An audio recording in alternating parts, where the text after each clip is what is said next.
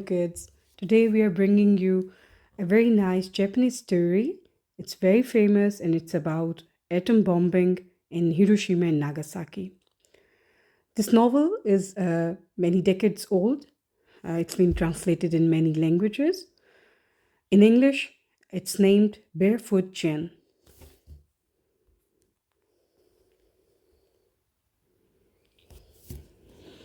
After the bomb. Jen haunts me, the writer Art Spiegelman says. The first time I read it, it was in the late 1970s, shortly after I would begun working on Mouse, my own extended comic book chronicle of the 20th century's other central cataclysm. I had the flu at the time and read it while high on fever. Jen boomed its way into my heated brain with all the intensity of a fever dream. I found myself remembering images and events from the Jen books with the clarity that made them seem like memories from my own life, rather than Nakazawa's. I will never forget the people dragging their own melted skin as they walked through the ruins of Hiroshima, the panic stricken horse on fire galloping throughout the city, the maggots crawling out of the sores of a young girl's ruined face. Jen deals with the trauma of the atom bomb without flinching. There are no irritated Godzillas or super mutants, only tragic realities. I just reread the book recently, and I'm glad to discover that the vividness of Barefoot Jen emanates from the work itself, and not simply from my fever. Or more accurately, it emanates from something intrinsic to the comics medium itself, and from the events Nakazawa lived through and depicted. Comics are a highly charged medium, delivering densely concentrated information in relatively few words and simplified code images. It seems to me that this is a model of how the brain formulates thoughts and remembers. I think in cartoons, comics have often demonstrated how well studied they are, to telling action adventure stories or jokes, but the small scales of the images and the directness of a medium that has something in common with handwriting allow comics a kind of intimacy that allows also make them surprisingly well suited to autobiography. It's odd that until the development of underground comics in the late 1960s, overtly autobiographical comics have not comprised an important genre. Rarely still are works that overtly grapple with the intersection between personal history and world history. Perhaps it was necessary to have a concept of comics as suitable adult fare for the medium to move toward autobiography. Or so I thought until I became more aware of Kaiji Nakazawa's career. In 1972, Nakazawa, then 33, wrote and drew a directly autobiographical account of surviving the atomic blast at Hiroshima for a Japanese children's comic weekly. It was called with chilling directness, I Saw It. A year later, he became his Gen series, a slightly fictionalized narrative also based on having seen it. An adventure story of a boy caught in hell, a disasters of war, with speech balloons. In Japan, there is no stigma attached to reading comics. They are consumed in truly astonishing numbers. Some comics weeklies have been known to sell over 3 million copies of a single issue by all classes and ages. There are comics devoted to economic theory mahjong, as well as more familiar tales of samurai, robots, and mutants. However, I should confess to a very limited knowledge of Japanese comics.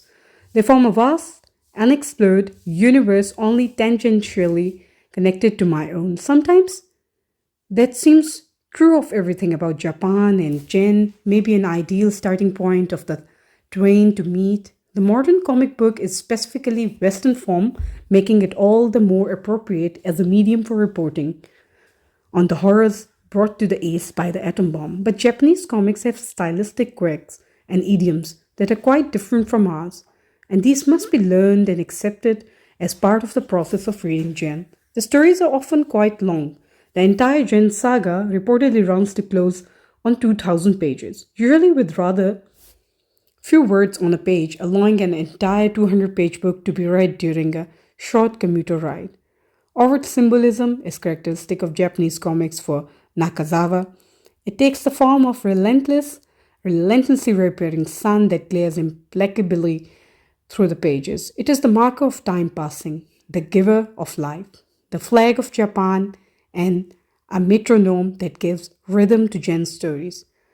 The degree of casual violence in Japanese comics is typically far greater than in our homegrown products. Jen's pacifist father freely develops his kids with a frequency and force that we might easily perceive as criminal child abuse rather than the sign of affection that is intended.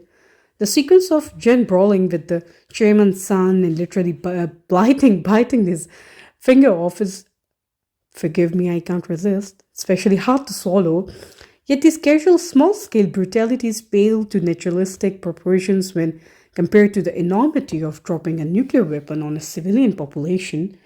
The physiognomy of the characters often leans to the cloyingly cute, with special emphasis on Disney like oversized Caucasian's eyes and generally neotenic faces. Nakazawa is hardly the worst offender, though his cartoon style derives from that tradition. His draftsmanship is somewhat graceless, even homely, and without much nuance. But it gets the job done. It is clear and efficient, and it performs the essential magic trick of all good narrative art.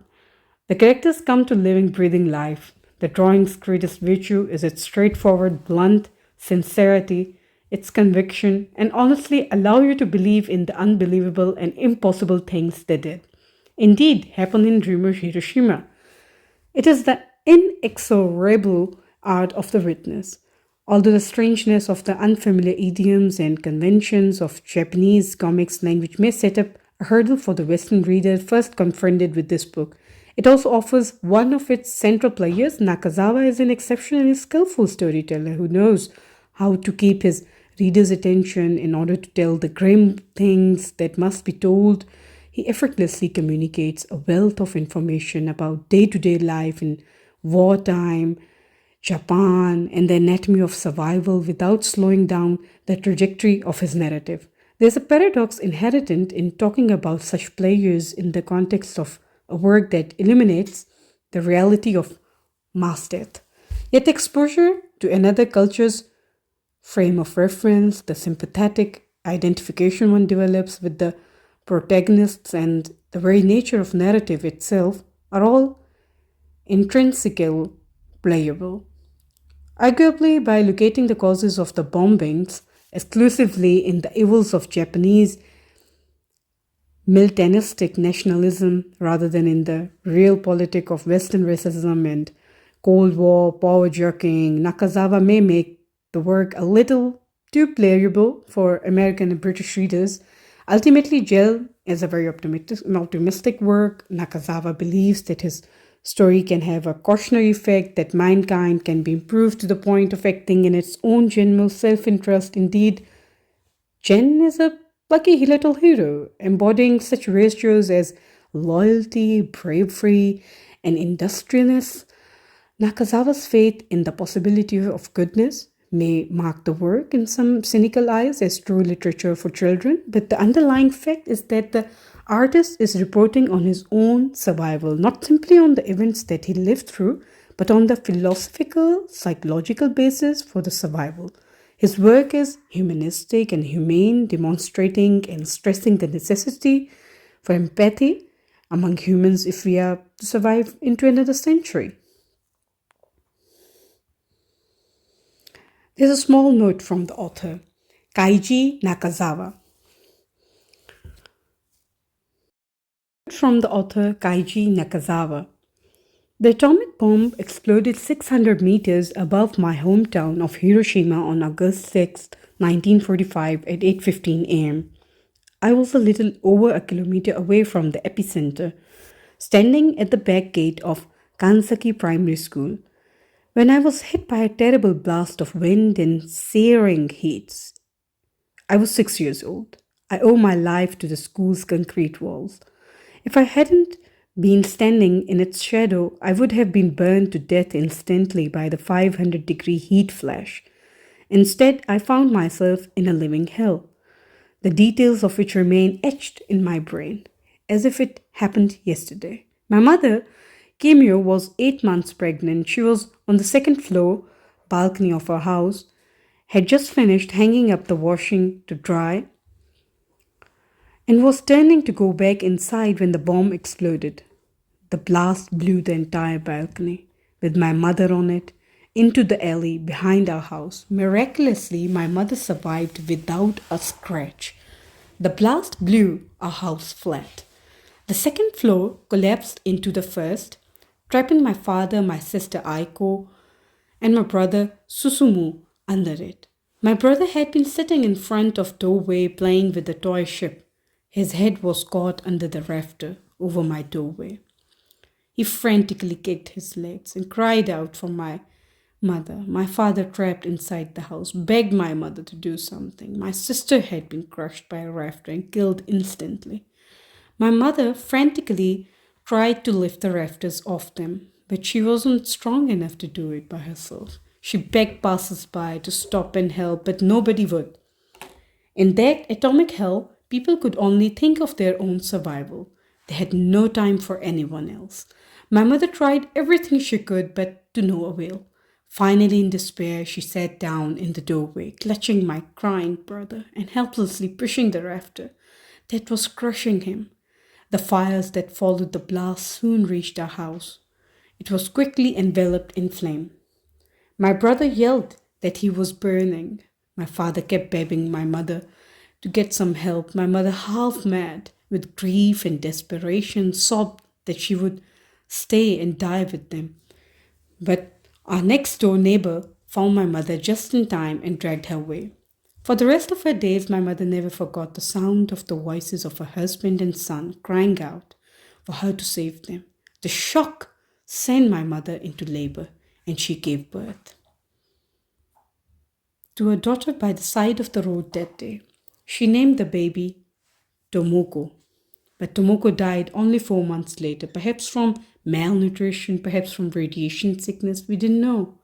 After escaping the flames near the school, I found my mother there by the roadside with her newborn baby.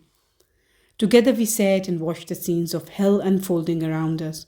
My father had been a painter of lacquer work and traditional style Japanese painting. He was also a member of an anti-war theater group that performed plays like Gurki. The lower depths. Eventually, he thought police arrested the entire troupe and put them in the Hiroshima prefectural prison. My father was held there for a year and a half, even when I was a young child. My father constantly told me that Japan had been stupid and reckless to start the war.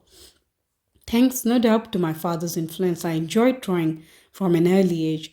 After the war, I began reading Osamu Tezuka's comic magazine Shin Takarajima, New Treasure Island, that had a huge impact on me. I began slavishly copying Tezuka's drawings and turned into a manga maniac. Hiroshima was an empty, burnout wasteland and we went hungry every day. But when I drew comics, I was happy and forgot everything else. I vowed early on to become a professional cartoonist when I grew up. In 1961, I pursued my dream by moving to Tokyo. A year later, I published my first cartoon serial in the manga monthly Shonen Gaho Boys Pictorial. From then on, I was a full-time cartoonist. In 1966, after 7 years of illness, my mother died in the atom bomb victims' hospital in Hiroshima. When I went to the crematorium to collect her ashes, I was shocked. There were no bones left in my mother's ashes, as they normally are after a cremation.